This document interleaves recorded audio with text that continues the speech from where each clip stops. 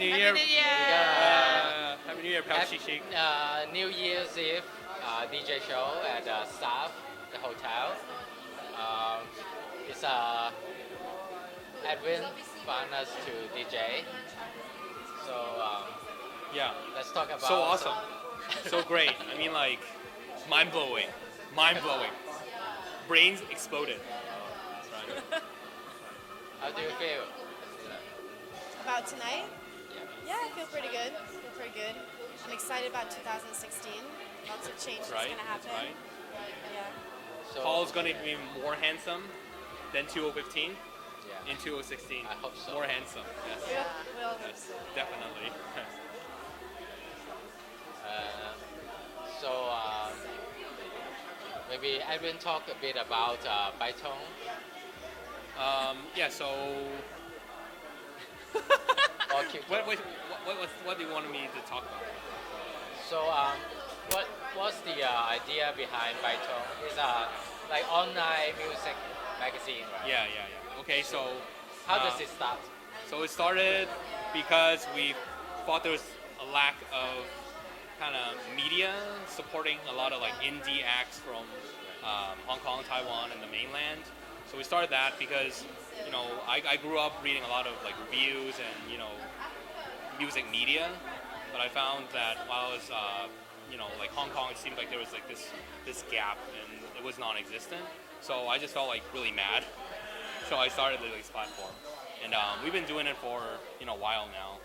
And How long is that? How long have you been doing it? I think for just the magazine, we started in 2010.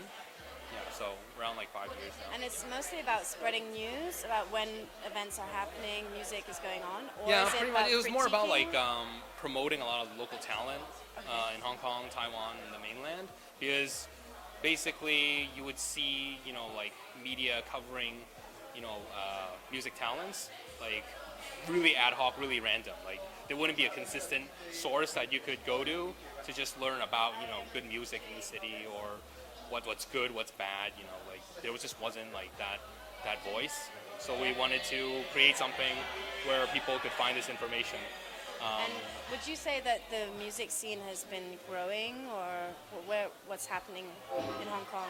I think especially? it's growing, but at the same time, I think some of the bigger challenges we are facing right now is the globalization of music. So right now, where does Hong Kong music stand in the world right now? So relatively, in the past 5 years, I think there's more and more bands and more musicians, more and more DJs, in the city. But I think that's a good thing. That means more people are doing this. It means more people are finding this kind of interesting. But I think now we got to really focus on like the quality and how we stand in terms of what the world is, what's happening in the world.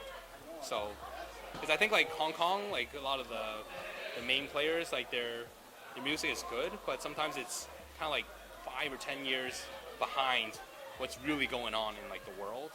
So I think that there's this gap that we have to close in on, or Hong Kong music will just be for Hong Kong people. It can't cross borders.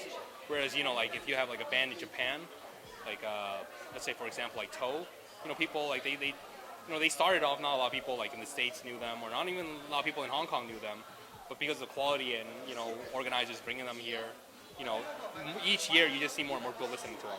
So that's really a quality kind of thing. And do you think there is like a unique sound in Hong Kong? Any bands that have something totally their own? I think there definitely is, but I think like that discovery process is one thing that's really important, because a lot of times right now, because I guess the bar is not set very high in Hong Kong, so bands are not competing against bands what's going on like in 2015, right? They're just kind of competing against people who are in the city, or some people aren't even competing, like they're just just doing it for fun. So I think it really depends on what the band wants to achieve. If the band really wants to go far, then they got to be more harsh towards themselves. I mean, if you're doing music just for fun, then it's for fun. As long as you're having fun, then it's good enough. So it really depends on. But how would they go far if there's no platforms, or if there's no way that they're going to sell their albums? I think that's like one of the like core problems I think in Hong Kong. it's basically, like an artist, when an artist becomes big, like there's this like machine, right? There's this chain reaction going on. But in Hong Kong, everything's kind of broken down. Like for example, us as a media, our kind of role in music is to tell people what's good or tell people what sucks, right? So what they have to spend time on, what they need to spend time on, and what that is actually, even if I say you suck, or if I say you're good, even if I say you suck, that's actually promoting you, because that means like at least there's someone telling someone that this is something you gotta at least ignore, right? So that's in the most essential sense, I think, is being like in the media. Media is actually trying to sell music, right? We're actually just like advertising. We're a walk-in advertisement, But the thing is, like, you need to actually have an infrastructure, like where, that, let's not even talk about indie music, right? Let's just talk about the pop music scene. So let's say like a local singer releases an album, and let's say like Lady Gaga, she releases an album. There's like a ton of reviews. There's like thousands and thousands of reviews all over the world, right? And that makes her a big deal. That even if the reviews are like bad, they tell you don't have to listen to Lady Gaga's new album. She's still a big deal, right? Because there's 1,000 people writing about her. But in Hong Kong, let's say like a local pop singer, she released an album. Is there even like one music review? I don't even think there's one music review. So how important are you? So art critics, like music critics, dance critics, I mean, that's a really important thing in order to raise the standard. I think so. To a point where people actually are objectively critiquing art forms, right? Yeah, and it's like... In other scenes, for example, I was in Norway, and there's a very, very famous dance critic, dance and theater critic, and, her review of work could make something, make or break it. Yeah. We don't have anybody in Hong Kong not really. who's doing that. Not really. So How about Yuan Zichong? Yu Chong's like someone that really influenced like the like 1900s. I mean like 1990s. Like Yun Ji-chung was, he got a lot of people in our age bracket into music. So back then, I think, he was definitely like, a really important kind of person. He's still important, but I think right now it's just the problem is there's just so much information now. Every day you're just bombarded with advertisement, you're bombarded with like politics, you're bombarded with your family, you're bombarded with all this stuff. And like it's just so hard to sift through all this stuff because it's not just like one person anymore. Back then maybe there wasn't that much entertainment. Doing like a music magazine, you could actually be profitable and you could sustain yourself and you would have the readership to continue doing this, and people didn't have that much entertainment, so they would actually read this stuff and go and buy a CD. I mean, music was a big deal, in the 1990s. But now it's not that music's not a big deal. It's just right now there's so many distractions for kids nowadays. And I think in Hong Kong, like music is not a part of a lifestyle, so it's very difficult for people to really get into, it's like a social kind of thing, I think. So it's not even just like... What do you think about, also Paul, I'm thinking, with the game changer, the fact that CDs, so people are still releasing CDs and some now people are releasing on vinyl as well, but most of it's downloads, right? Yeah. So how does that affect or you? YouTube right or now. YouTube, like yeah. Streaming. How does that affect you as a musician? Nice. Cheers! Cheers. Happy Yeah. New Year! That's right. Yeah, so as a musician, how does that affect you? Because I don't sell any CD or music, so usually I do soundtrack or live musician, so it doesn't affect me so much. Okay. So, but I think it's not good for the scene because if like musicians are really like as a career, use music as a career, and they need to sell the music. But if people are not buying the music, then they can't survive. So now you have to play gigs, right? Like most bands have to play live gigs to make money, right? Yeah, and make soundtrack. That would be the main income. Or DJing for events, like even corporate events. Yeah. Okay. So you're having to do stuff that you don't really want to do to Not, survive? it's another kind of fun, I think. So Different mindset. yeah, like you are like interacting with the audience. So it's kind of making them happy or making them like feel good, and you have to feel them like if they're boring, they stop dancing, right? Yeah. But then you need to do something to cheer them up, or you need to change the style, because sometimes if you go all the way the same, like the same beat, then they'll get bored anyway. So it's more about also it's about taste of music. So you can bring them up, like if they are just listening to some like very narrow genre of music, then you can bring something new to them, and suddenly they may be amazed by it. Do you think people are open to that? Open to new stuff? Sometimes it depends. Yeah, it doesn't always work, but you need to like experiment. Yeah, you got to try. Exposure, right? It's all about exposure. Yeah.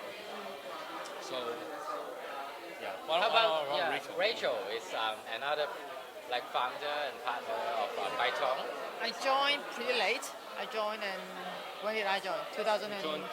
2011? 2011. Yeah. Well, that was a mistake, but I guess everyone makes mistakes in their life.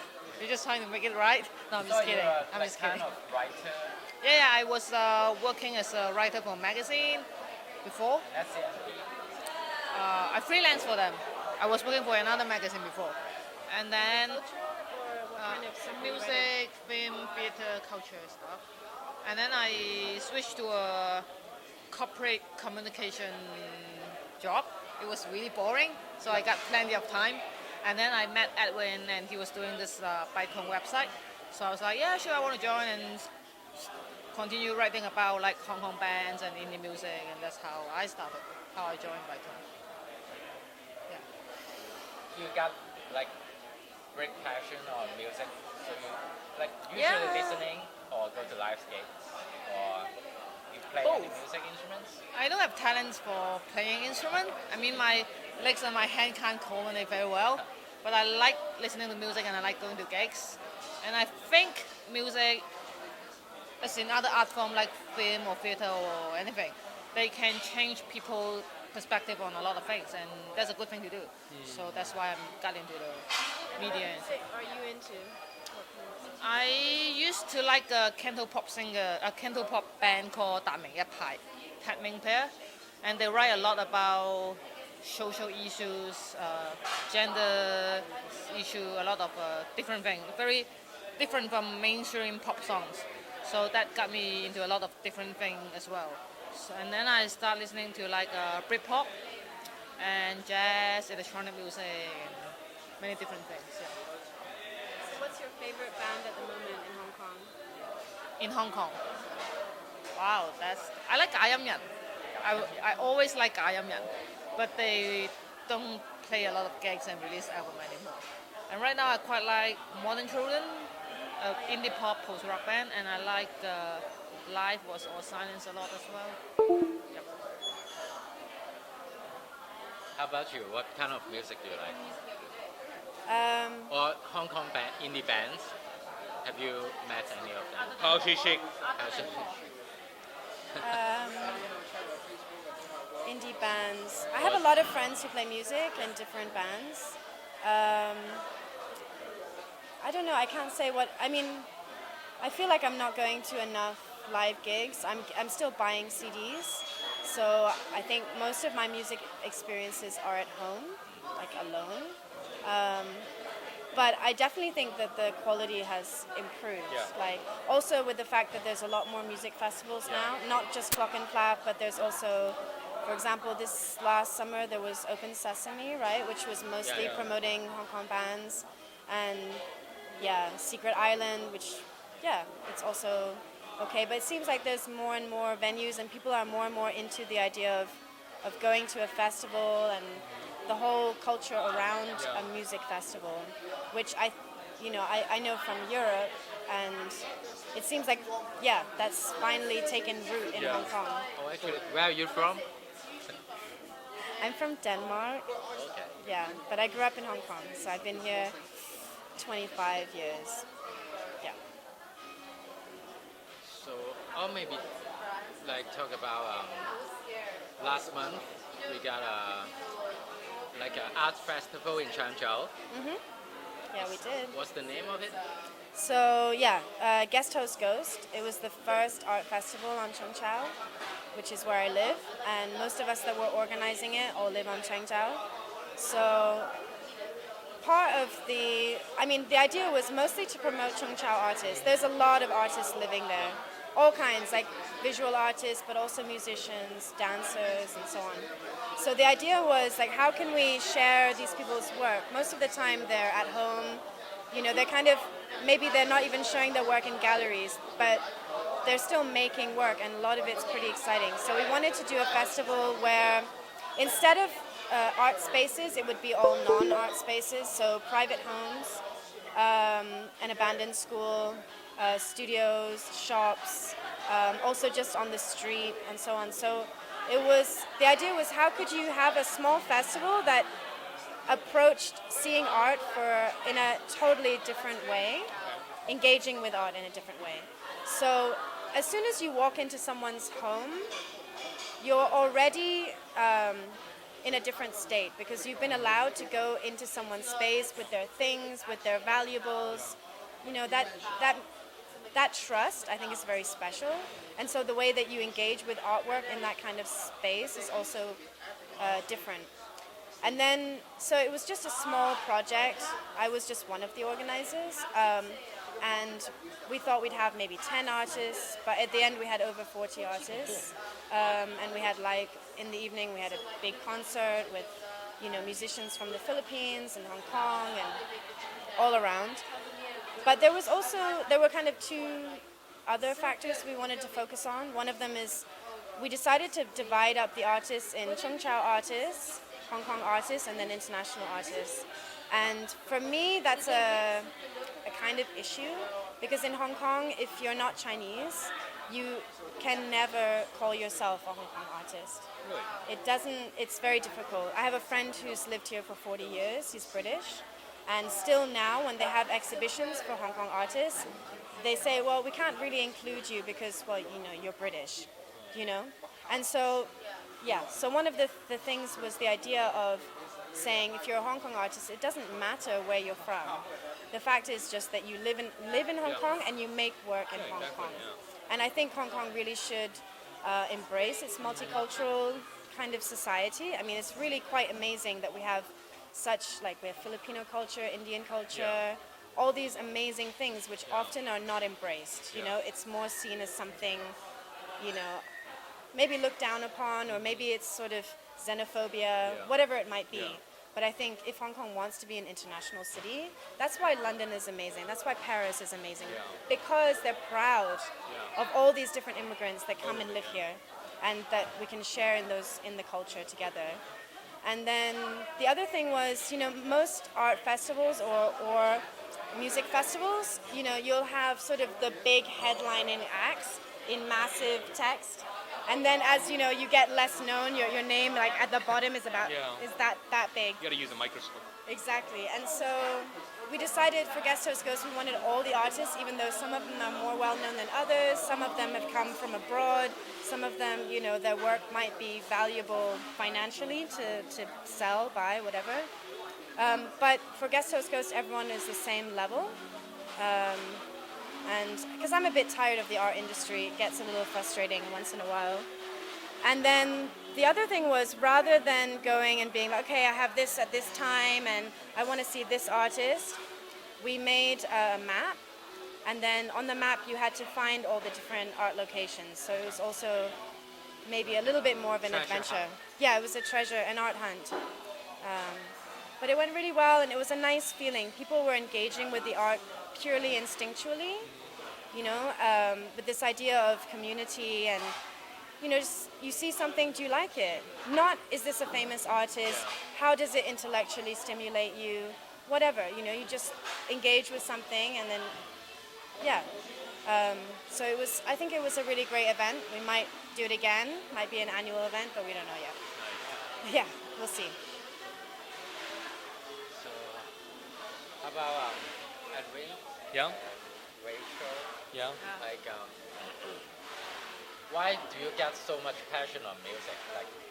Why you need to focus on making vital and listening to lots of music and liking. Like, but why is like music is so important to you? Like, I will leave it to Edwin. I'll just leave it to Edwin. It's such a big question. It is a difficult question. I think it's or what's Like, related to like your life? yeah, I Does think it it's like change I don't think it's in terms of passion. I think if you I look at myself, and music has changed so much in my life that it's not really so much like work. I think me liking music is not tough at all. For me, when I was growing up, music was like that support kind of unit for me, because when I was born in the States, I was born in San Francisco. I came to Hong Kong, and I couldn't really catch up with Hong Kong because I was sent to a local school, and my Chinese was abysmal. Like my first dictionary, like I don't know, dictation, I got like negative 50 points. So it was a big struggle for me, and my Cantonese wasn't as good as it is now. So I wasn't really jamming with like the local kids. So a lot of times like music for me was like that solace. So music was that person who told me it's all fine, because especially coming from Hong Kong's a very conformist kind of society. So you can see this when you're even like going to school. I went to a public school, and everybody has some kids do this, and you better do this. Like if you're not doing this, you're an outcast, which is totally different from I'm from the U.S. and in the U.S. it's totally different. You do things that people don't do. Yeah. It's cool to do something that's like nobody likes. It's always you have like that joke of oh, I know this band that I went to this show that there's only like one person there, and that was me. And that's the coolest. That's how it is outside, but in Hong Kong that's not how it is. You got to conform. Conforming is cool. So for me, like I never really fit in, so I couldn't really conform. So for me, like listening to a lot of like alternative rock back then, like in the '90s, like that spoke to me. Like Billy Corgan would tell you like it's okay to be a freak. Like I'm a freak. I'm a rock star, and I'm still a freak. Of course, now that I grow up, it's kind of like Billy Corgan, you're such a poser and you're such a hypocrite. But back then, like I believed in Mr. Corgan, right? Oh yeah. So we I all mean, did, yeah. So I think like for me, that's why music is part of my life. That's why I'm passionate about it. I think for me, more of the challenge is not handling the music. The challenge is handling the business aspect of it. Because once you're doing, we're doing a magazine, we're doing like an agency and stuff like that. That's not just gonna work based on your passion on music. It basically doesn't really have that much to do with music. Of course, in the essence, it is music. But by default, like I've been spending so much time on music, I'm pretty okay on that stuff. The problem is like the business side of it. That stuff. I haven't like for me growing up, I'm an art major, so it's more tough for me. Like every day is something new, and every day I'm doing this job, I learn something, and I think that for me is what's most gratifying in a sense, because especially when we're doing stuff where we know a lot of great artists in Hong Kong, and we can line them up with projects or just opportunities. I think like for me that's really gratifying, because it is us being like that middle person making this happen, especially in Hong Kong where this stuff is really difficult. If Do you think that business and art have to go hand in hand, or do you think that's just because the way it is today? I think it depends. I think it depends on how you see it. I mean, like, of course, in Hong Kong, everything's very practical. So everybody, if you're doing something like cultural-wise, they'd be saying, like, how much money are you making? But, like, that's Hong Kong. Like, I have friends, like, in the States, and they're doing, like, stuff, they're artists, and, they're working a job that, is not making a lot of money, but there's total respect, like, people understand why, like, their passion is doing, like, the art. And, like, working that job is just a day job, And, like, people aren't going to judge you based on how much money you make. They're going to judge you on what you make, right? And who you are and what you stand for. Whereas Hong Kong, you don't stand for anything. Like, that stuff's worthless. Because in Hong Kong, only thing that speaks is money. So that's the sad fact of Hong Kong. I mean, it's just a very practical city. That's why culture-wise, doing culture is so hard. I mean, like, if we were in, Europe or maybe we were in the States, we'd be making big bucks. Because, like, that stuff's in demand. The problem here, it's not exactly, like, in demand. Because it's just not... But there is a substantial subculture, right, of people who don't want to live by that system. Yes, I'm not talking about like whether I think the demand I think is more in terms of, like we're not at a stage of demand because we're more on like a stage of education, and we're more on a stage of like promotion. Right, I which think- is why West Kowloon won't work. No. Yeah, so I think because Hong Kong people, they can't get over that. Because Hong Kong people, they're still on that stage where they're judging things based on money. They're not judging based on, the soul, right? Like psychological health, other type of like well-being, right? They're not judging that kind of stuff. But music in the end is not gonna exactly, you're not listening to music to make money. You listen to music because you get enjoyment. You're getting like solace. You're getting comfort. You're getting a lot of stuff that's intangible. But in Hong Kong, like there's this challenge to get people to kind of really absorb themselves into this because music is disconnected with life in Hong Kong, whereas music is so connected. At least in the States, I believe in Europe, even like Japan. I think people live and breathe music. Music is important. For Hong Kong, music is not important. Music is just background music. So I think this is education. This is a promotion kind of issue. And this is not, what we can. It's not like us, we as the media, you guys as like musicians. That's why it's so important for us to keep on doing this because we're not just us is not going to be able to change this. It's us doing this stuff and making this stuff work. Then getting other people to join in to do this. Then slowly word of mouth, people telling people we're going to make some difference. And I think that's what kind of, just every day when I do this, other than sustaining like a business, is I hope that more people do this because that's the only way this city's going to change. I did see a band recently, which I really liked, which was you guys called Enzo. Enza. You played at Guest House Ghost. Cool. You and what's the band called? Enzo. Enzi. My band? You mean? Yeah, you played with Izan.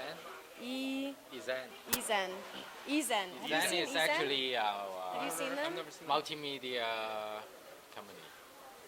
Okay, but so the group at Guest Host Ghost, the group name is Ezen, or that's the company name, or how does it work? Kind of That's company set up. name. So actually, our video guy and VJ is Terry, and we got me DJing and not DJing. It's a live electronic set, and then with Billy and Jonathan as vocal. Yeah. Like, no, There was there's two singers, one male, one female, and two dancers, one male, one female. Yeah. Yeah. So Anyway, Mason I have to and say that was Victor. actually a set that I very enjoyed from a local band perspective. I thought that so it was electronic, but you still had this two live voices, which were kind of rapping and sometimes a little bit soulful. And then you had two dancers who were doing very simple movement. Okay.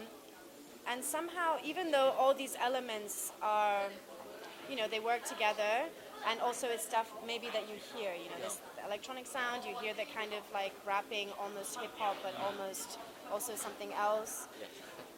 But together, I felt it was very human, actually. Because And it's I more found it really like touching. improvised. Like It's- lots of improvised. The vocals are all improvised actually. But So, also and that you beats have are- two dancers who are doing just very simple movement, which draws you in, and it's something that anyone could do. So normally dancers are supposed to show skill or tricks, or especially for some kind of music stuff, you have hip hop dancers or something like that. And it was so beautiful to have something which was just sort of like a pendulum, And then you have all these other layers. And actually I felt that was very beautiful. So, maybe we do our opening shot. But thank you today. We got Christina and Edwin from Baitong and Rachel from Baitong. And today we got a show, The Paths to Om. The Paths to Om. So maybe we can sing Om together. okay, sure. Okay. Om.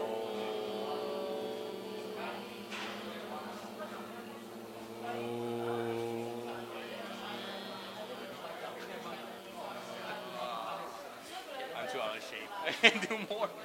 Yeah, I know, it's too much. Yeah. Okay. Thank you. Thank you. Thank you.